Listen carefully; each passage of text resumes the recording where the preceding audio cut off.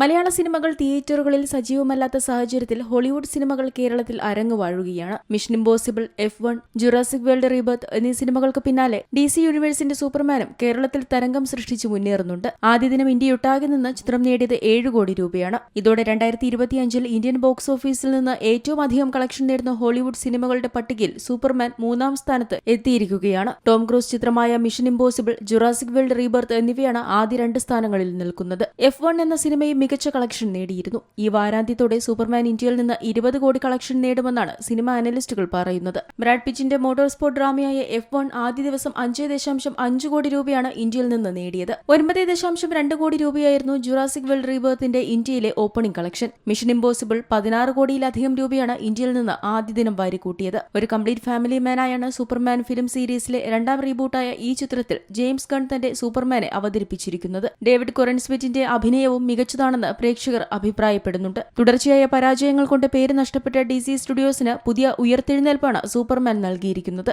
Entertainment desk, Zee Malayalam news. ഏറ്റവും പുതിയ വാർത്തകളും വിശേഷങ്ങളും വിരൽ തുമ്പിലറിയാൻ സീ മലയാളം ന്യൂസ് എല്ലാ ഡിജിറ്റൽ പ്ലാറ്റ്ഫോമുകളിലും ലഭ്യം.